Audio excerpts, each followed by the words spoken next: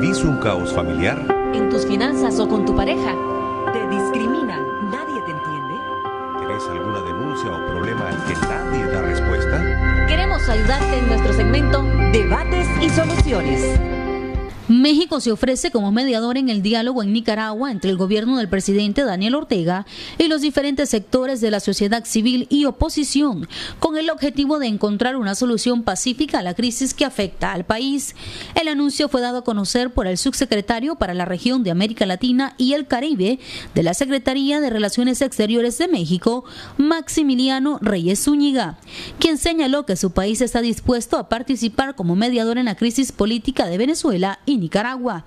Reyes Zúñiga, durante su comparecencia ante la Comisión de Relaciones Exteriores del Senado mexicano, donde fue ratificado en su cargo, dijo que en el caso de Venezuela, la nueva administración mexicana de Andrés Manuel López Obrador mantendrá una adecuada interlocución con el gobierno en turno y con todos los actores de la sociedad venezolana.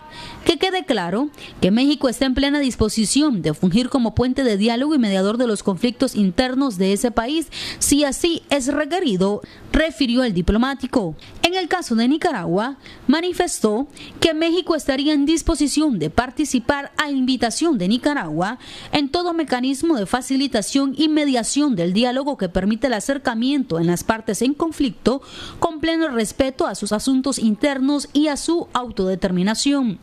Concluyó aduciendo que su país busca que las relaciones con los países de la región estén guiadas por los principios constitucionales de no intervención, autodeterminación de los pueblos, solución pacífica de controversias, respeto a los derechos humanos y cooperación internacional para el desarrollo. María Esther Ordóñez, Acción 10. Gracias, María Esther Ordóñez. ¿Qué opina usted, amigo y amiga televidente, acerca de esta propuesta? ¿Es o no viable? ¿Es o no posible que pueda estar México como mediador, como garante, dicen algunos, como testigo de un nuevo diálogo en nuestro país para solucionar la crisis político, social y económica que enfrentamos? Vamos a hablar del tema hoy con un experto que tiene una amplia experiencia en este sentido y nos va a dar sus apreciaciones y recomendaciones que puede ocurrir y si algunos signos que hemos visto ya pueden ser indicios de que se está aperturando la posibilidad, por muy remota que parezca, al inicio de un nuevo diálogo nacional. Aminta, ahí estamos bien acompañados. Claro que sí, a ustedes gracias por estar pendientes de este segmento tan gustado. El ingeniero Agustín Jarquín Anaya, con una larga trayectoria, pero hoy aportando al segmento de Debates y Soluciones como analista político. Como ya es conocimiento de todos, luego de este estallido social del pasado 18 de abril, siempre para contextualizar, Nicaragua ha experimentado un cambio trágico y profundo en todas las esferas de nuestro país. Más de 300 muertos, más de 600 personas detenidas, cientos de desaparecidos, gente herida, ciudadanos nicaragüenses que han tenido que salir de Nicaragua por huir de esta situación de inseguridad o por buscar una mejor condición económica. México recientemente, estimado licenciado, expresó su deseo de querer colaborar para que pueda aperturarse, como lo decía Jocelyn, un diálogo, un nuevo diálogo, porque el primero fracasó en su totalidad, y ofrecerse como mediador, como una especie de mediador. ¿Podría esto de alguna manera hacer sentir cómodo al gobierno de la República para que pueda sentarse con la sociedad civil y dialogar? Bienvenido. Gracias y buenos días amigos y amigas televidentes. Gracias por permitirme nuevamente estar acá con ustedes en este canal tan visto en toda Nicaragua. Ciertamente este es un tema, este es el tema ahorita del momento y sobre todo, como ustedes bien señalan, ante una situación de sufrimiento, de deterioro de la economía del país, de afluencia, que es un drenaje incontenible, de migración, de muchachos, de gente trabajadora, de gente que se va fuera del país, sí, de la situación de los prisioneros, etcétera. En fin, algo que tiene que terminar pronto para que las riquezas que tenemos en Nicaragua, todo el potencial que el Señor nos ha regalado, lo desarrollemos de manera mucho mejor y nos convoquemos para la recuperación de Nicaragua, ¿ya? Ciertamente, esta iniciativa que se está comentando es una iniciativa que por supuesto es polémica, ¿verdad? Que, bueno, usted señala que le dé confianza al gobierno del señor Ortega, por supuesto que le da confianza. Morena, el partido del presidente Manuel López Obrador, es miembro del Grupo de Sao Paulo, que es como la asociación Explíquenos un poquito del trasfondo de este Grupo de Sao Paulo. El Grupo de Sao Paulo es una alianza de partidos políticos. O sea, los partidos políticos de común ideología se asocian. Por ejemplo, la Democracia Cristiana, con la cual yo he pertenecido cuando militaba en partidos políticos, tiene la Organización Democrática Cristiana de América.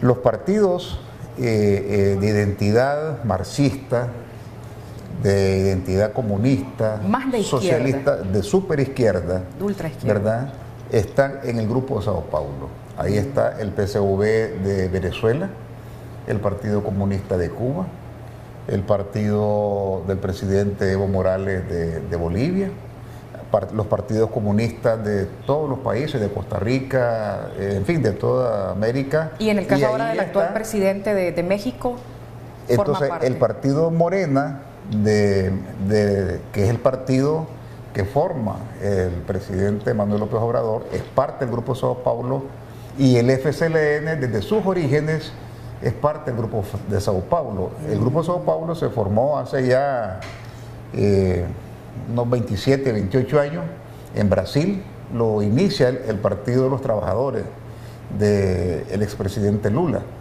Y ellos han venido y son muy dinámicos y tienen una relación de solidaridad muy fuerte.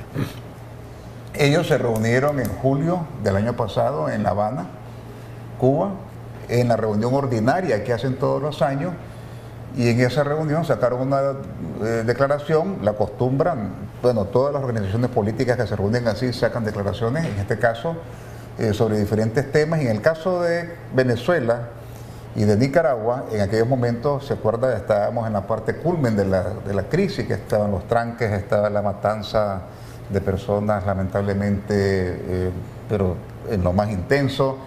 Ellos sacaron en esa declaración una solidaridad con el gobierno del presidente Maduro y con el gobierno también del presidente Ortega, muy fuerte, suscrito por el partido del presidente Manuel López Obrador, ¿verdad?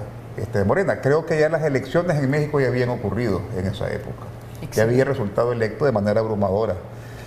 Entonces, claro, con una iniciativa de un gobierno que de este partido, del presidente López Obrador, por supuesto que se siente confiable.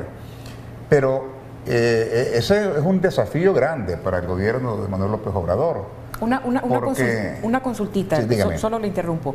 Se conoce o se hablaba de una gira del canciller de Nicaragua, Denis Moncada, por diferentes países de América Latina, una jornada bastante exhaustiva para solicitar apoyo al gobierno del presidente Daniel Ortega, de tal forma que no se aplique la Carta Democrática Interamericana. ¿Es posible, solo la pregunta, que en este viaje o en este encuentro, si es que hubo ese encuentro con el gobierno de México, se haya planteado esta manera de que ahora México tome la posición de ofrecerse como mediador, o es una acción voluntaria del gobierno de México?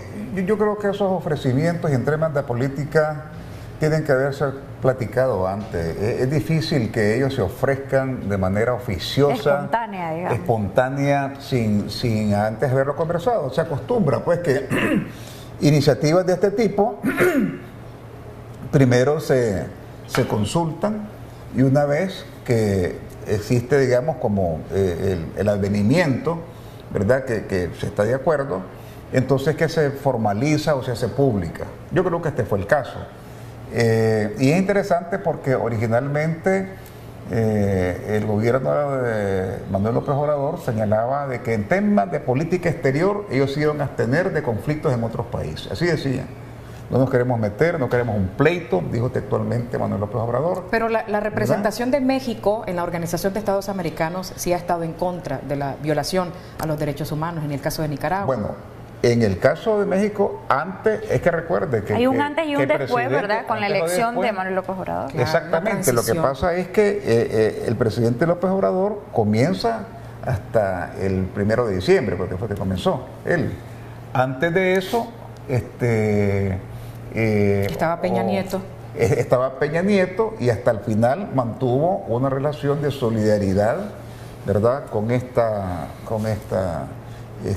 posición, pues, de defender los derechos humanos en América Latina y puntualmente en Venezuela y en Nicaragua. Pero pese a esa transición, ¿puede cambiar tan drásticamente la posición en México? Bueno, de hecho ya en la reunión del Grupo de Lima que se hizo recientemente en Perú sobre el tema de Venezuela, México se apartó del Grupo de Lima. Y dijo textualmente que recientemente en relación a Venezuela que no podía involucrarse en los asuntos de Venezuela porque a México no le gustaría que se involucraran en sus asuntos. Claro. Hasta citó un artículo de la Constitución. Ese es el argumento. Es el mismo. Es el mismo, claro, y estamos hablando, Manuel López Obrador, por decirlo en términos muy nica, es brother del señor Maduro y del señor Ortega, pues para hablarlo muy claramente, ¿verdad? Pero ya, o sea, como gobierno ya involucra a todo el Estado, a toda la nación.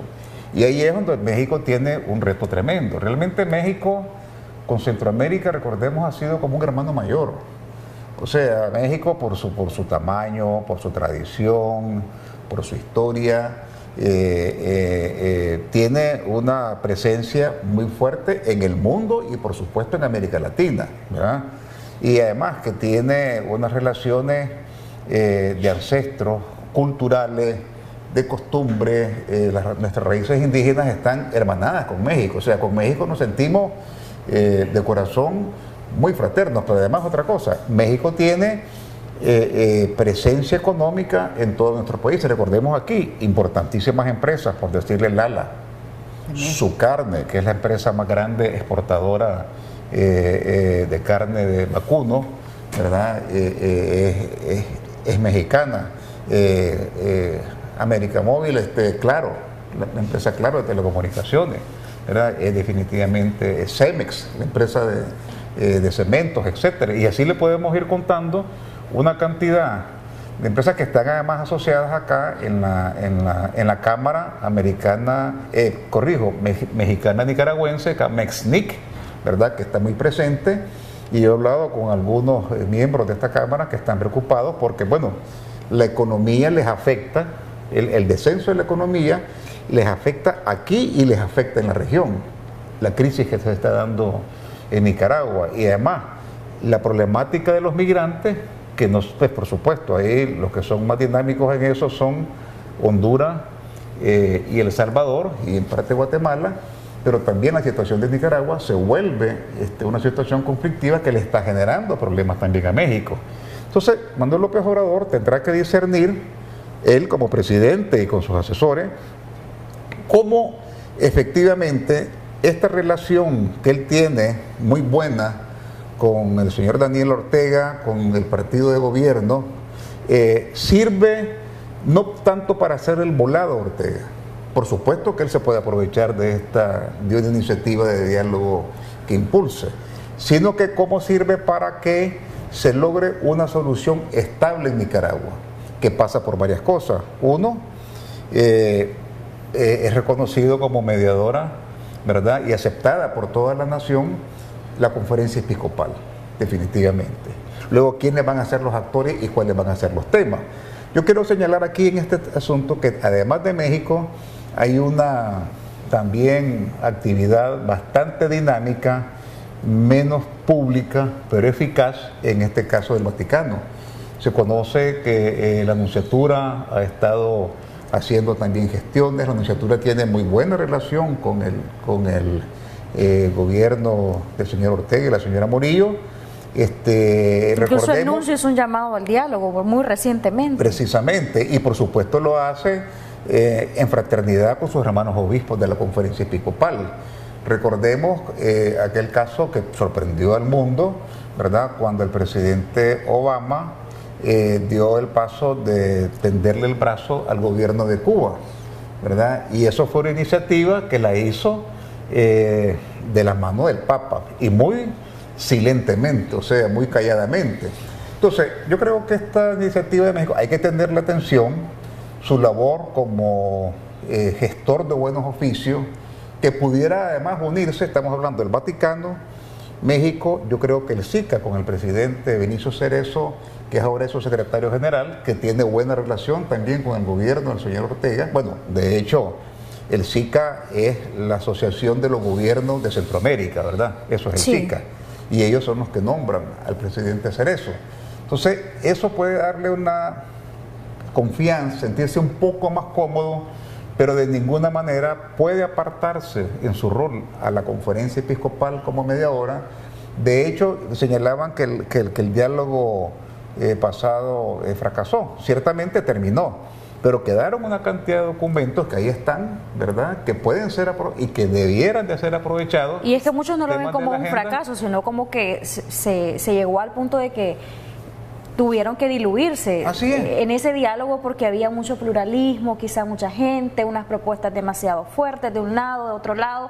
No, para muchos no hubo en realidad ese llamado consenso que se busca en todo diálogo, pero no lo ven quizá como un fracaso. Yo sí quería comentarle un poco, y es que precisamente algunos expertos como el señor Juan Carlos Tunerman decía que México no debería de ser un mediador, sino un garante o un testigo, para que nuestra población entienda en qué cambia el papel de mediador a garante o testigo, y si usted considera bien lo que analiza el señor Carlos Tunerman. Porque, perdón, también hay que mencionar, siguiendo el hilo de esa pregunta y de ese comentario, que si ya el gobierno de México ha tenido una transición, es como que si tuviéramos, no sé, de repente a Nicolás Maduro como mediador en representación de Venezuela.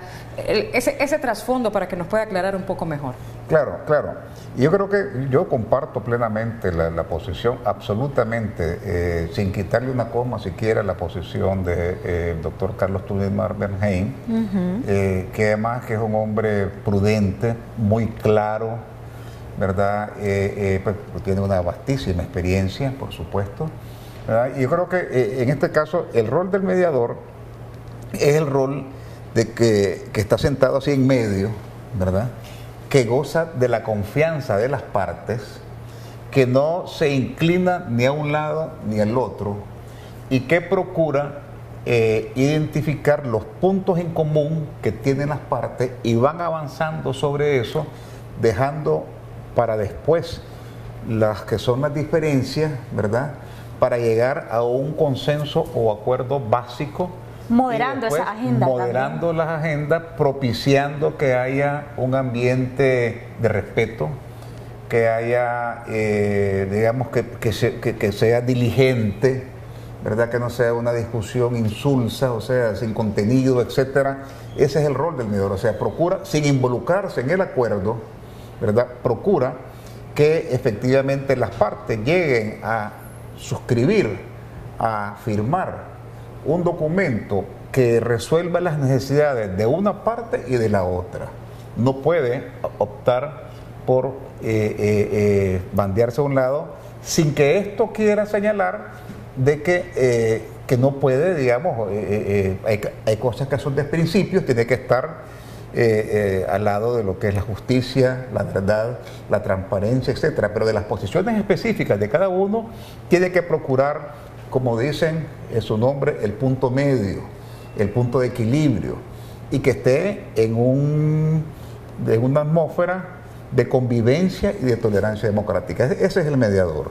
El que es el garante es alguien, es que el testigo solamente observa, pero el garante tiene una posición más fuerte, porque el garante, como dice su nombre, garantiza, o sea, tiene como cierta ascendencia, como cierto poder. Puede supervisar a todos los sectores, digamos. Supervisa y a la vez tiene como cierta fuerza para hacer cumplir el acuerdo. Si alguien se va, dice, no, aquí está esto, no, venga para acá, hágame esto, que usted se comprometió a esta cosa, ese es el garante. Entonces, por eso es que se señala que la OEA, la Unión Europea, las Naciones Unidas, ¿verdad?, con todas sus estructuras, puedan ser garantes. ¿Por qué? Porque en un momento estas son entidades, sobre todo Naciones Unidas y un poco la OEA, estamos viendo el tema de la Carta Democrática, pueden tomar resoluciones que son sanciones al país. En este caso es sanciones a la parte que no está, en este caso, acatando. El testigo es alguien como de buena fe, alguien creíble, que tiene una autoridad, en este caso no administrativa, no formal, sino que es moral, ¿verdad? Entonces un testigo sirve para decir, pues por supuesto, tienen que estar de acuerdo las partes. ¿Cómo sería entonces, ingeniero, más viable México? ¿Como mediador, como garante, como testigo? Yo creo que el rol que ha ofrecido el señor Maximiliano Reyes, o sea, realmente México por la vía del subsecretario de Relaciones Exteriores, ¿verdad? Por lo menos él lo hizo pública y de esa manera casi lo oficializa, es ser un gestor de buenos oficios, alguien que facilite el sentarse a la mesa. Y ese rol lo puede jugar definitivamente el Vaticano, lo puede jugar también el SICA, sobre todo el presidente Vinicio Cerezo, expresidente de Guatemala, es una persona muy hábil, es experto en temas de negociaciones. Bueno, habida cuenta está de que él logró aquella negociación que los expertos en negociaciones políticas lo consideran como la mejor negociación de todos los tiempos en el Istmo Centroamericano, que fueron los acuerdos de Quipula, sí, porque asentó a sus colegas en ese tiempo, los presidentes de El Salvador, de Costa Rica, de Honduras y Nicaragua, que estaban confrontados. Si nos imaginamos, si nos retrocedemos en el tiempo y nos imaginamos un poco la escena, en ese tiempo en Nicaragua había bases del FMLN de El Salvador contra el gobierno del presidente Duarte. En Honduras no habían bases, estaba Palmerola, etcétera, de la contra el gobierno del presidente Ortega. Contexto complejo. En Costa Rica habían no bases, pero habían casas de refugio, de protección, etcétera, para la contra del sur, contra el gobierno del presidente Ortega. Entonces había una situación de un conflicto terrible. Y los países grandes en ese tiempo, Unión Soviética, Estados Unidos, estaban involucrados en la crisis, unos apoyando a unos a otros. Y además, eran gobiernos muy disímiles. Unos tenían una identidad marxista, de Estado centralizado, de economía que era administrada por el Estado, etcétera, y los otros de una economía de mercado, con una economía liberal. Y sin embargo, fueron capaces, y yo creo que ahí el Espíritu Santo se inspiró, y no fue casualidad. Se llama Esquipulas porque el acuerdo primero se suscribe en un convento de clausura que está en Esquipulas, ¿verdad? Donde estaban solo los presidentes, no tenían más asesores en ese momento, y ellos convienen reanudar la reunión de presidentes de Centroamérica, y ese acuerdo que produjo resultados excelentemente bien. Eso fue una obra, por supuesto, de un equipo, pero principalmente el presidente Vinicio Cerezo y el presidente Duarte. Y Ortega se sintió confiado con ellos. Entonces, el presidente Ortega tiene confianza en los buenos oficios del presidente Cerezo. Entonces, la unión de SICA con Cerezo, México con su equipo que pueda hacer, el Vaticano, puede ser muy positivo para ayudarnos a que esta situación de crisis, que el gobierno pareciera a veces como empecinado en seguirla profundizando, por un lado hacen cosas como que si está normal, ¿verdad? Y algunas las hacen artificialmente. Ahorita van a discutir la ley en estos días, la ley de paz, de reconciliación, etcétera, que propuso la señora Rosario Murillo. Parece que rechazaron la iniciativa del PLC. A propósito, creo que hay varias iniciativas que están en curso. Esta es la del partido PLC, que se llama Ley para la democratización, Ley para la pacificación del país, etcétera. Este es otro programa Construimos Nicaragua, que es otra iniciativa. Hay otro grupo que la hace el Grupo Milenios, que dice una propuesta a la nación. Esas son iniciativas interesantes, pero es que hay algo importante que se debe estar haciendo. Es como los diferentes grupos políticos, mientras se discute, bueno, qué propuesta, cuál es la mejor de una, de la otra, que si México, que el Vaticano, que el SICA, quién puede ser, etcétera, quién puede hacer, bueno, la conferencia episcopal preparándose para su rol de mediador, etcétera. Las fuerzas políticas tienen que juntarse más. Definitivamente... ha sido una gran debilidad. Es un proceso. Lo que pasa, recuerde que nosotros venimos de una situación donde, inclusive en términos de la iniciativa ciudadana por la democracia, etcétera, estaba adormilada.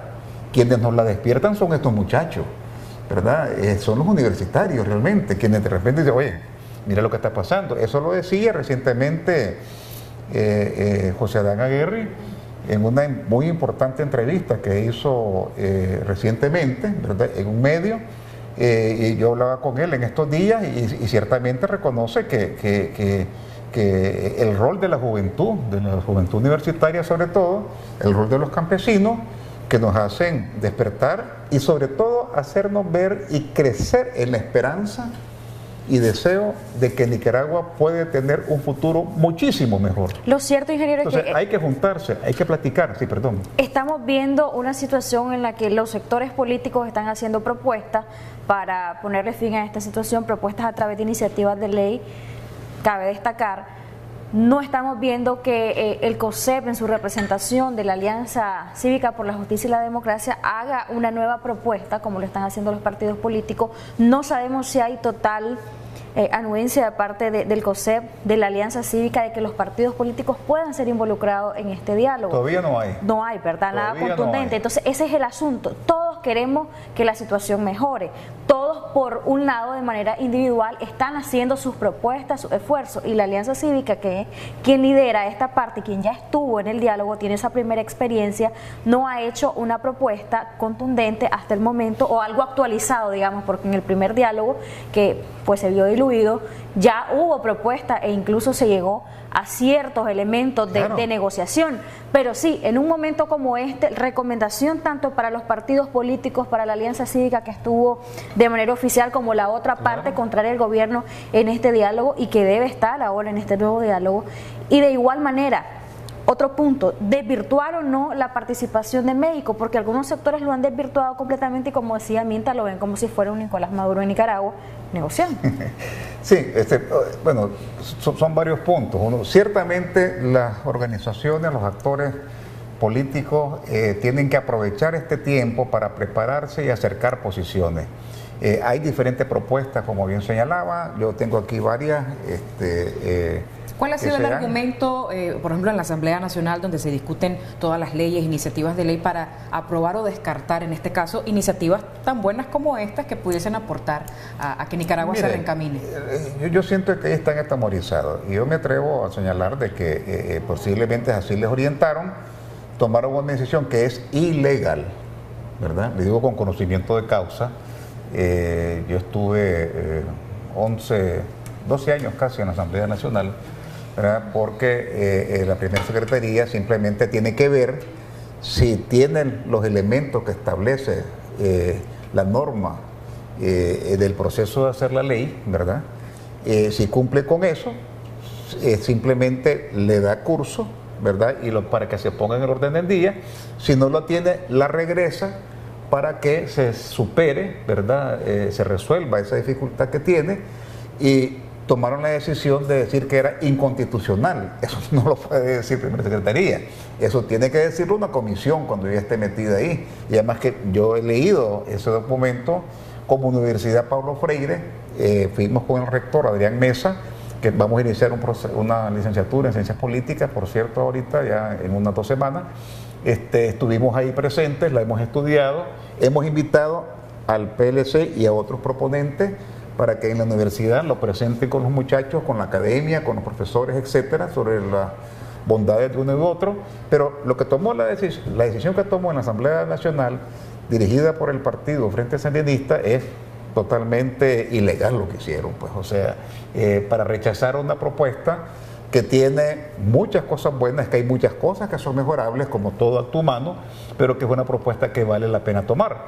Yo creo que el PLC deberá, pues no sé qué decisión tomarán ellos, seguirla debatiendo a nivel nacional, dándola a conocer a nivel nacional. No sé si ya la presentaron acá, pero sería interesante y que vinieran también las otras proponentes. Tenemos, ingeniero, que hacer una pausa porque tenemos compromisos comerciales. Al regresar de la pausa vamos a seguir abordando esto y los 3 puntos que yo les señalaba. Primero, su recomendación para todos los sectores, porque se ven hasta ahora muy individualizados en sus propuestas, en sus criterios, no hay una unificación para ir juntos al diálogo. Luego, desvirtuar o no la labor del presidente de México acá en nuestro país de cara al diálogo, y otros puntos que por ahí se nos han quedado pendientes. Regresamos después del corte.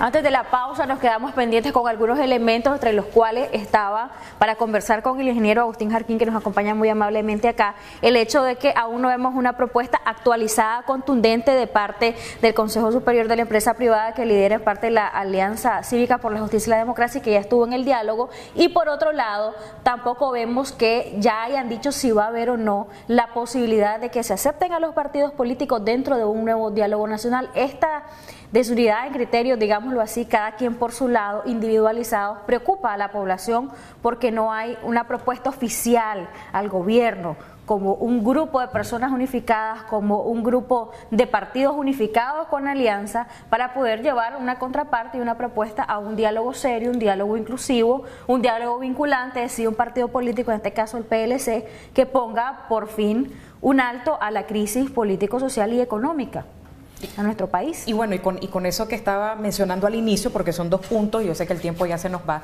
que mencionaba de la presencia que ha tenido o que debería tener el Consejo Superior de la Empresa Privada, y que a opinión de la mayoría de los ciudadanos, no de nosotros, de la ciudadanía que se expresa a través de las redes sociales, en su mayoría han visto a un COSEP que en el inicio de este estallido social no se pronunciaba, sino después del forzamiento, por decirlo así, de ciudadanos que se encontraron en algún momento con el presidente del COSEP y le decían que debían de pronunciarse y de participar de una manera más determinante y más notable. Hay silencio, lo menciona Jocelyn, ahora con esto de las sanciones económicas, la población sigue opinando que hay ciertas conveniencias. Si hay algo que se esté trabajando, ¿por qué no lo han visibilizado? ¿Por qué no lo han expresado, ingeniero? Sí, bueno, 2 partes. Primero, creo que en efecto, como lo señalaban, es conveniente que en este momento debe ser un momento como de preparación. Y parte de la preparación, además, a propósito, que no hemos tocado el tema, de crecer en lo espiritual, ¿verdad? No solamente en los propósitos, no, sino en la voluntad de cambio, en lo espiritual, ¿verdad? Disponerse también a un cambio en la parte operativa y organizacional. Y en este cambio tiene que haber un acercamiento, como bien señala, de las diferentes instancias. Estamos hablando de la Alianza Cívica. Creo que debe conversar con partidos políticos. Creo que esta propuesta que hace el partido PLC, es bueno que conversen sobre ella. La propuesta que hace otro grupo político, programa Construimos Nicaragua, es bueno conversar. La propuesta que hace un grupo que se llama Propuesta para la Nación, es bueno conversarla, y tienen que acercarse y acercar posiciones. Porque en un momento, ¿qué pasa si el día de mañana, con la conferencia episcopal de mediadora y los auspicios de México, el Vaticano, el SICA, dice, bueno, se comienza el lunes próximo el diálogo nacional nuevamente, ¿verdad? ¿Estarán ellos listos? Entonces nos va a agarrar un poco movido. Entonces yo creo que hay que ser diligente, ¿verdad? Como las novias del Evangelio, que tenían listas sus lámparas. Las vírgenes, esa parábola, las 10 vírgenes. Por supuesto, hay que hacer eso ya. Como bien lo señalan, yo creo que es muy oportuno que toquen este tema. Sí, ingeniero, porque el gobierno tiene bien clara cuál es su posición, tiene bien clara cuáles pueden ser sus propuestas, y ellos están siempre unificados, siempre listos, pero vemos a una oposición al gobierno así, y que son una alternativa, y dándole los roles que corresponden. Por ejemplo, el rol de los estudiantes, que es impresionante. Algunos han tenido que ir al exilio por necesidad, por seguridad, otros están prisioneros, como el caso de Carcacho. Es gente muy brillante, pero hay otros que están acá, ¿verdad? Y que están asumiendo su protagonismo, ¿verdad? Etcétera. Entonces, tiene que ser parte de este esfuerzo. Entonces, ese acercamiento hay que hacerlo. Segundo, en efecto, creo que la empresa es privada. Yo he sido el criterio que durante el proceso, desde que se inició la iniciativa excepcional en toda América del diálogo, como decirlo, fast track, como dicen, o sea, diálogo para soluciones rápidas entre el gobierno y las instancias económicas privadas, ¿verdad?, para resolver con unas comisiones permanentes, etcétera. Ese es un modelo que es bueno. Yo quiero aquí señalar, por justicia realmente, durante ese proceso el COSEP no estuvo callado sobre los temas de la institucionalidad. Yo pongo de ejemplo mi caso. Cuando en el año 2013 el Partido Sandinista me expulsa de la Asamblea Nacional por señalamientos de que no debía haber un partidismo, de que debía quitarse la bandera en lugares públicos, que no debía hacerse represión, etcétera, y por otras cosas más, ¿verdad? Uno de los primeros que se pronuncia es el COSEP. Yo no soy empresario, ¿verdad? Cierto, soy profesional, soy un socio de INDE, etcétera, pero no soy empresario. Y ellos dicen, queremos un árbitro creíble. Ahí tengo guardado yo el editorial y eso lo mandé en parte de la iniciativa que mandé a la CIDH, que está pendiente de resolución, ya me dieron números. Pero entonces el COSEP vino señalando cuando habían irregularidades con las elecciones, violaciones de derechos humanos, etcétera. Ya se pronunciaban. Se pronunciaban en la Agenda 2020 del COSEP, ahí está ese contenido, ¿verdad? Pero claro, no eran partido político, no era su rol, ¿verdad? Tal vez algunas cosas debieran haber sido más fuertes, tal vez con el tema del canal, yo ahí sí discrepé de ellos, con la ley 840, ellos hicieron unos señalamientos y después aceptaron la ley que quedó, que es contraria a los intereses nacionales, que por eso se pide la derogación, precisamente como parte del acuerdo. Entonces, el COSEP ahora ha estado en cabildeos, en movimientos, pero como bien señala, yo también participo, que tienen que hacerse más públicos. Tienen que visibilizarse más. La Alianza Cívica, ciertamente la represión está fuerte. Estemos seguros que si se hace aquí una reunión de la Alianza Cívica, aquí vamos a tener todos los grupos de seguridad cuidándonos, ¿verdad? Entre comillas, ¿verdad? Para policiales y todo, etcétera, ahí afuera. Pero tienen que dinamizarse más. Ellos son bien, ¿verdad?, unificados, y las veces que han establecido criterios lo han hecho a través de comunicados en redes sociales o en puntuales ocasiones a través de conferencias de prensa. Y recuerdo que cuando citaron a Juan Sebastián Chamorro llegó una buena parte, ¿verdad?, acuerpándolo. Entonces, claro, bajo ese parámetro, ese análisis de unificación que tienen, bajo las plataformas que han usado, yo creo que ya podrían haberse pronunciado. Definitivamente, ¿verdad? Yo creo que lo están preparando. Yo creo que esto que estamos conversando viene siendo como la antesala de algo que ya va a ocurrir, y esperemos que efectivamente no lo dilaten más y que eso se puede hacer. Ahora, en este rol, en efecto, México, hay una polémica. Yo inclusive escuchaba comentarios muy fuertes contra Mónica Baltodano, la mamá de Mónica López, ¿verdad?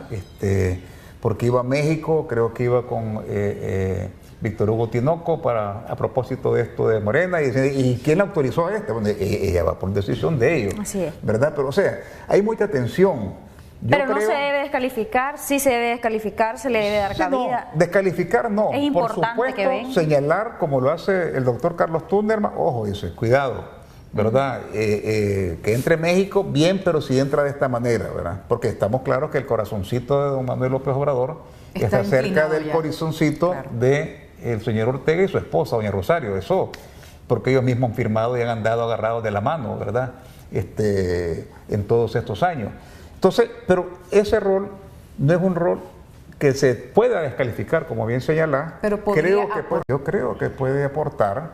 Yo he estado en conversaciones con colegas, con amigos de México, del partido PAN, a propósito, que es de oposición. Estamos conversando actualmente sobre esto, ¿verdad? Porque internamente en México le están haciendo también requerimientos. Hubo un pronunciamiento en el Congreso mexicano favorable a Nicaragua. Bueno, y todos son los temas ahorita que están atentos, y yo les felicito a ustedes porque los ponen en la agenda pública. Esperamos que siempre pueda acompañarnos. Gracias, ingeniero, por estar acá con nosotros, muchachas, y siempre la invitación abierta.